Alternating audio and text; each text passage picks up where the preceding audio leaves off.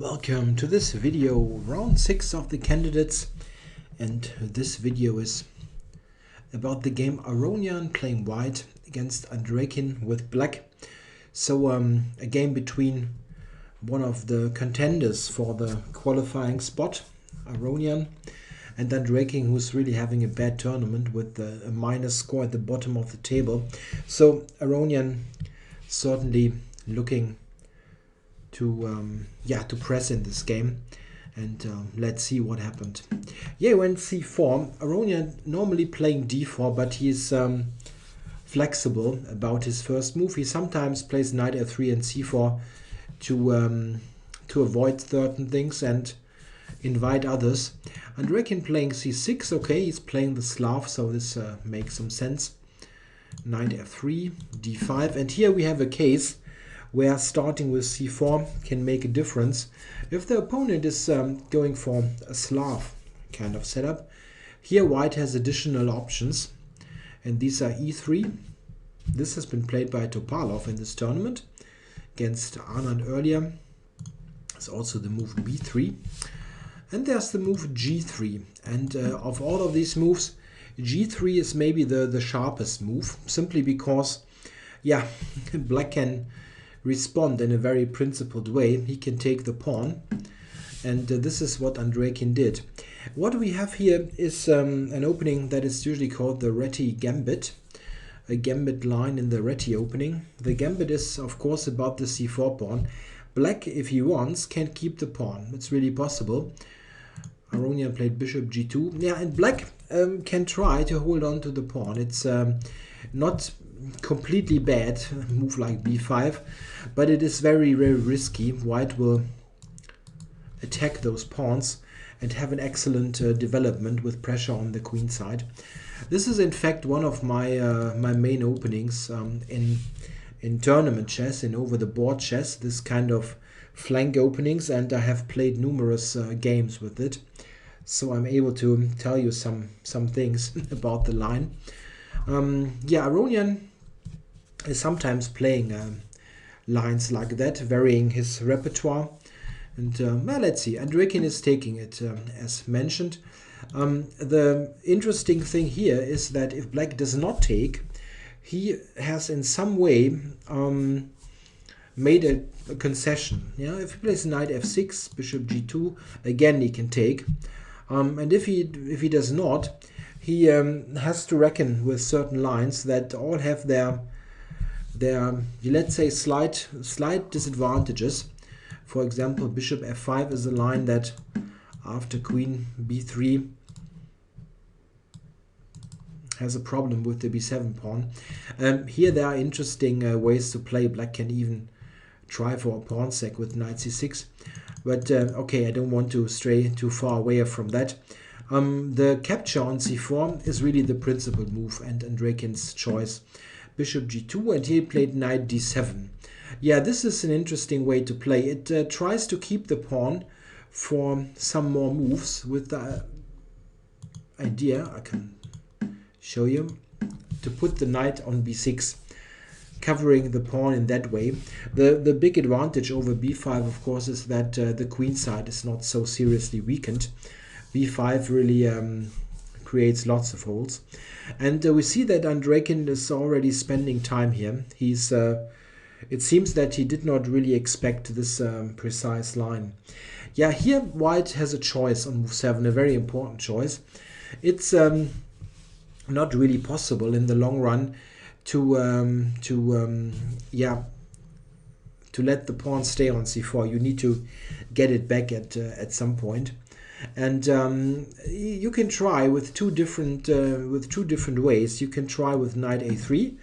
This is what Aronian played, or you can play a4 first.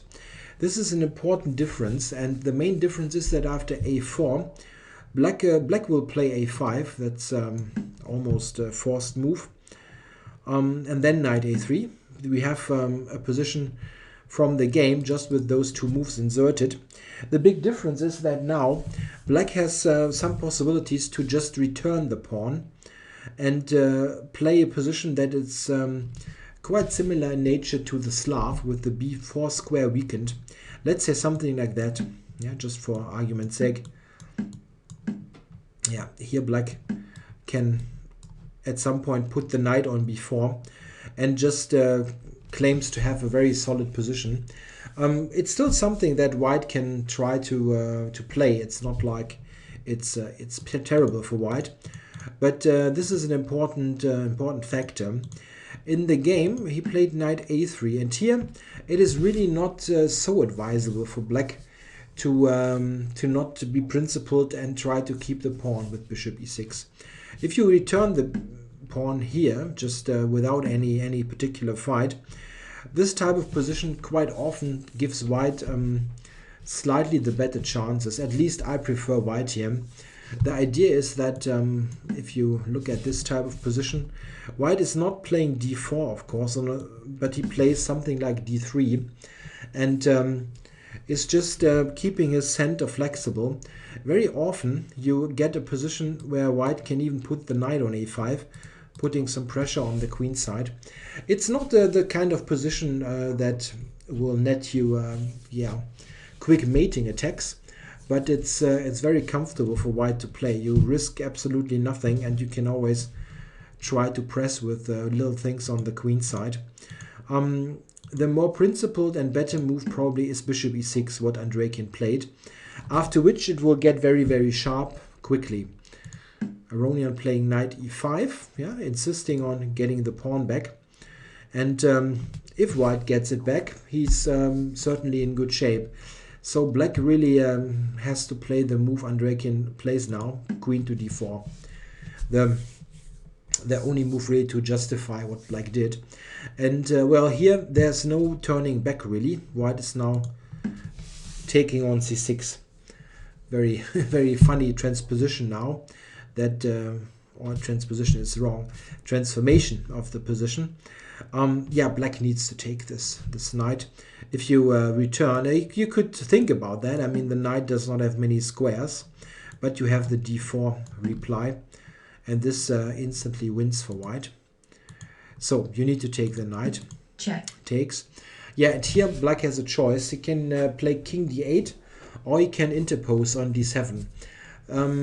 It's all, yeah, it's tricky to say what's best really. Andreikin went for king d8 again after some thought, so he really seems to have been caught in this in this line without any particular preparation, it seems, or maybe he just forgot what he had analyzed at some earlier point. Yeah, there are some tricky ideas here. Black plays this, for example. Here white has this tricky move, and yeah, note that black cannot take. Checkmate. Quite a funny mate. I actually have won blitz games with that. Not many, but it happened. Yeah, that's an interesting try. The advantage of this is, of course, black retains castling rights, but he's got terribly yeah, well, the pieces are not very well coordinated. Andreikin plays king d8, yeah, and goes for another idea. Knight b5 is inserted, and queen to c5. Yeah, white can also take here immediately, but now it's not so clear how this knight is going to get into play. This is why knight b5 is played, and this is also a big difference to the position with a4 and a5 inserted, as there's always knight b5 as a good square. In fact, I believe that the position with a4, a5 inserted, exactly this position, would be excellent for white. It's much better than the game position here. But as mentioned, a4 has other drawbacks, like this simple plan by black to just return the pawn. I think it's better what Aronian played. First knight b5 to attack the queen, went to c5, and now white took. Yeah, and here Andreikin decided to take the dangerous knight on b5 and not the bishop on a8. An interesting question. What's better here? I mean, this is a playable move. It's not terrible, but I also understand that you want to get the knight off the board. yeah, a4 is probably what white is going to play. And there are some tactical ideas based on this knight, which is a problem. Let's say a6, white can play d4. And all this looks very tricky. Yeah, for example, with the idea to push the center. The knight on a8 is not exactly great. Yeah, he decided to take on b5, which I think is okay. White returned to g2. And now bishop d7. And this is in fact a novelty. It's not a prepared novelty, obviously, because Andreikin has spent like more than 70 minutes here. The move that has actually been played here is h5, played in 3 games. And I actually believe that Andreikin's move is stronger. He over the board improved on those games. h5, however, is not terrible. I mean, black is indeed intending to play h4 and queen h5 to get an attack himself. White should probably go here, and then bishop f5 was tried. This was played in a game between the Dutch chess legend Jan Timman, and black player was Jan Smeets, one of the younger Dutch players. And Timman actually won a nice game here in Weigansee 2013. e4, it continued. It's really an entirely different position. Andreikin's move, bishop d7, as mentioned, is new and interesting. It simply clears the e-pawn, so black continues to develop. And in fact, if you take into account that he was surprised here and had to find all this over the board, he's playing it really an excellent, absolutely great. I mean, e5 now, rook b1, all this seems to be the most precise. Now he took on c4 and even grabbed on e2. Yeah, gutsy decision. But there is no direct attack apparent. I mean, black's pieces here do a good job of guarding the king on d8. It's no direct mating attack. And I think that the next moves are also pretty much best play.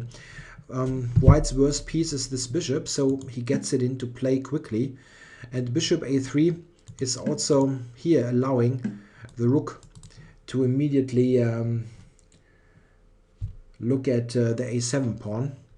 And Andreikin plays queen c4. And queen b1 is also the best move, keeping the queens on to maintain maximum pressure. Trading is really not leading too much, something like that. Black can black can play something like rook e8, for instance. You need to look at this thread, of course. Yeah, and here d2 is hanging, and if you want to keep your pawn, there's probably the move e4, cutting this bishop out, threatening knight e5. This seems to be okay for black. Queen b1 is the more logical move anyway, taking into account that black's king is still in the center and black has also a disadvantage on the clock. So you want to, in a way, keep it complicated. Of course, if you can transpose into a really good endgame, you should do that. But here the endgame didn't promise much, and on general grounds, queens on makes sense here. King e7, he wants to use the rook from h8, of course. Rook took in a7. This wasn't possible to save anyway. And now queen d4. The queen has a really nice position now on d4. It cannot be attacked by any minor piece. White only has the light squared bishop, and it's also safe from attacks from the rook at the moment, and it's simply a great centralized spot. Rook b7, knight a4. Yeah, this was necessary, but it's not a big deal. The knight is nicely protected. Now rook c1 was played. This needs to get into play. And rook d8. Yeah, black could think of knight g4, but the problem is that white can even take on d7 here. Queen d7, there's queen b4. And here it gets really ugly. Something like that is not going to end too well for black. And king d7 Check. This is check coming, and white is also winning easily here. He played rook d8, which is okay, of course. You need to get this piece into play. It was still on h8 and not really participating. Yeah, now h3 played to cover g4. All this seems very sensible to me. And king f8, trying to secure the king finally. Yeah, and now after queen b3, which also is quite quite a logical move, intending rook b4. I think exactly here, Andreikin is playing almost the only mistake in the game. He plays e4 now. Up to now, I think he has defended really excellently. Note that Aronian has even spent more time now in the last during the last couple of moves. So Andreikin with little time has defended excellently well. He played e4 now, however, and this is really a tactical mistake. It should lead to white being clearly better. And in fact, this is what happens. The move that he probably underestimated or miscalculated something about is rook c4. This was played. And what should black do now? He played queen to d5. The thing is, where should the queen go besides d5? If you take the pawn, white is simply going to take on a4. And this position is just winning. The bad thing is you cannot even take here. Checkmate. Because of the checkmate. And this means that black must keep an eye on f7 or on the queen, respectively. So that now Aronian played this move. If white now takes, you can actually take here. And black is in fact winning, as you cannot play that being white. But you can first give the check, and this is the problem. After king g8, in this position, Aronian played the move rook d4. This in fact should win the game, but it's not the most convincing way to play. The even stronger move was bishop e4 here, and I think this probably immediately would have ended the game. Not like on this exact move, but there I don't see any type of defense for black. Knight takes e4, rook b8 is the point. And what is black supposed to do now? Very, very difficult to suggest something. Probably bishop e8 is the toughest defense. After takes, rook takes, we get to a position where white has two pawns and the rook against two minor pieces. And the activity of white's position also pretty much indicates that there will be a queen trade. And this endgame should be a really very easy win. Something like, for example, if black plays bishop c6 to activate the bishop, rook c4. Yeah, probably need to get back even to e8. Yeah, what should black play? It's not easy to tell. Maybe g6. Yeah, but just look at this. If you consider this endgame is just a very simple win. White will push both pawns, and this will cost one of the lights, one of the minor pieces. This is probably even winning with just the a pawn. Yeah, unless black immediately wins the a pawn back. But with d and a pawn, white should win this quite easily. So bishop e4 in this position was a good move, but he played rook d4, which still should be enough. Andreikin now played queen to c6, and it's really the case. Queen c5 was somewhat tougher. White still is probably much better after bishop e4, but it was a bit tougher than queen c6. After queen c6 now, Aronian played rook b takes d7. Yeah, it's not a bad move and fairly obvious, but the thing is, while rook b takes d7 leads to a winning position, bishop takes e4 here again was even stronger. There is simply there's no defense now for black, absolutely none. If you consider, for example, this check,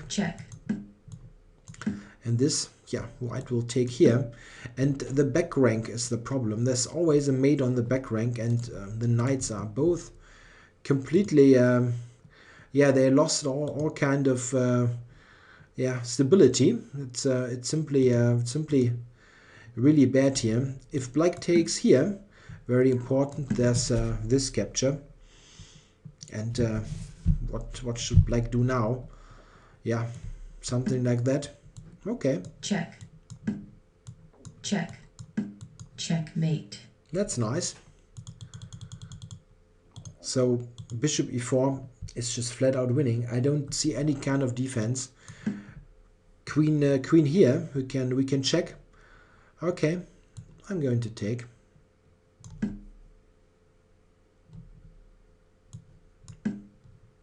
This is just a terrible pin on the d file. So rook takes, and now just this. Yeah, and this is absolutely impossible to survive for black. You're 2 pawns down and you're still pinned on the back rank. It's just completely dead.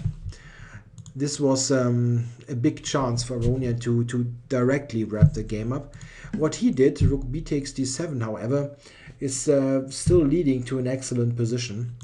Knight d7, and now queen takes a4. This was obviously the idea. The computer, as usual, is completely merciless and gives queen e7 here also as completely winning, like a +3 position.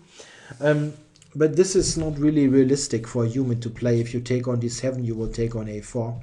This is, however, from a technical point of view, I need to show the move because it's the next position where Aronian could have won, like in one move.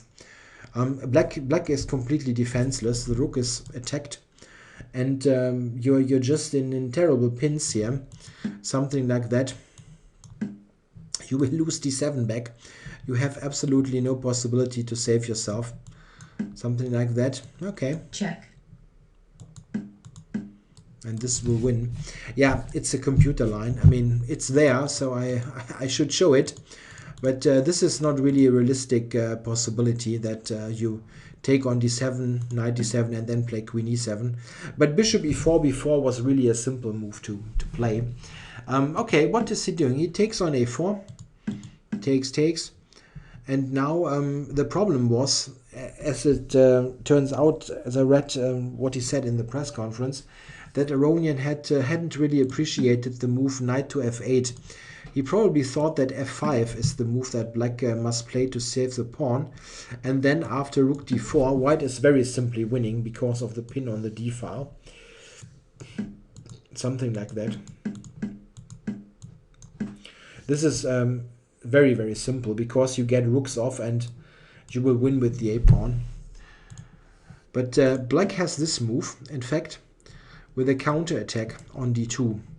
And yeah, okay, Aronian already had how many spots? 3 or 4 spots where he could have won instantly. And the weirdest thing is exactly here. And I really don't understand what's going on now. He now took on e4 with the rook, which is, yeah, really completely strange. I don't understand at all why you would take with the rook. And I think you didn't really have an explanation in the press conference, besides the fact that he was really angry at himself that he still that he hadn't finished the game off earlier. The thing is, you can just take with the bishop, and this is just the far more harmonious move. The thing is, after something like that, there is just this move, or to a8. It's both good, and now you just push the a-pawn, and black is completely helpless here. There's absolutely nothing he can do. Yeah, you can try to activate something like that. a4, knight e6, a5, but what should black do? Something like that. Yeah, I'm going here and I'll push the pawn. It's just a very simple win. White will promote the pawn. It will take some moves, yes, but it's never in doubt that white is going to win here. With rook e4, rook d2, a4, we get to a position where the rook is, yeah, we can put this on the board, where the rook is defending the pawn from the side, but you cannot push it at the moment. In the other situation, yeah, where in a pure rook endgame, yeah, you would prefer to have this cover from the side than have it from front of the pawn. But with the bishop on the board, I mean, rook is much better on a7 as you can push the pawn. Here you cannot even advance it. And I really don't know. I cannot explain why he took with the rook, because the other move is just it's just far more obvious. I mean, I actually tried this evening giving this position to two clubmates of mine, and they both were completely shocked that he didn't take with the bishop but with the rook. Yeah, very, very strange decision. Yeah, what is black doing now? Black is has a simple job. I mean, he stays on the a file and blocks the pawn, and other than that he activates the knight and just stays. And yeah, white is the one to show something now. How do you actually advance your pawn in this situation? I don't really know, to be honest. A couple of moves later, we got to this position, and here, amazingly enough, Aronian decided to take the bishop, which is I don't know. It's very strange. Why would you give up your stronger minor piece here for the knight? I personally would have still tried to keep this on the board, cover the pawn, and maybe try to get the rook somewhere, I don't know, like here. I'm not sure if you manage, but the simple thing is, I believe, or the truth is, if you trade, this is what Aronian did, I don't think that white can win anymore. This, I mean, yeah, you must be cautious about those kind of statements. But it feels like black has really decent drawing chances now, because I'm not quite sure how white is going to ever get the king over with, yeah, well, the only winning idea to start like that would be to get the king over. But of course there is counterplay against white's pawns by the rook, and the pawn is relatively far back, being on the 4th rank. Yeah, I really have my doubts that there is some realistic winning chance in this. So it's really surprising that he took on e6. I think in the press conference Aronian said that he was so angry at himself that he simply didn't care anymore. But okay, it's always difficult to tell what those kind of statements really mean. Yeah, well, he played rook e4, king f7, and we can put some more moves on the board. And we see that it's really difficult now for white to get anywhere. This is just a very active rook. It looks at the a pawn, it cannot advance, it attacks the f pawn. And if white tries something like f4, this is in fact, he didn't play it here. He played king d1 first, setting this little trap. Of course, this is winning. After here, he decided to play f4. But the thing is, how do you ever get ahead here? If you keep it protected, yeah, you always have two pawns that are attacked by the rook on a2. Yeah, okay. He played f4, and now rook a3. You cannot save the g pawn after those moves. They agreed to a draw. Now it's completely dead. We get all pawns exchanged. So a very disappointing game, certainly, for Aronian, who had like 3 or 4 direct wins. Yeah, maybe 3 direct wins. One of them quite computerish, I admit. But the thing is that a move like here, bishop takes e4 in this position, is really for a player of his strength. Yeah, this is something that he would usually find if you wake him up at night 4 a.m. and he's completely dizzy. He will still see the move normally. Quite weird. Maybe he just had an off day. And yeah, but it's a very important point in this tournament.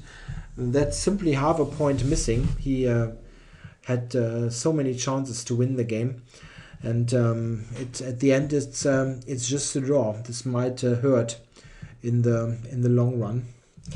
Okay, I hope you enjoyed the coverage. I'll be back on Friday because after the 6th round today we have a rest day. So the final round of the first turn of this tournament will be played on Friday, and I'll be back then with new video coverage. Thanks for watching.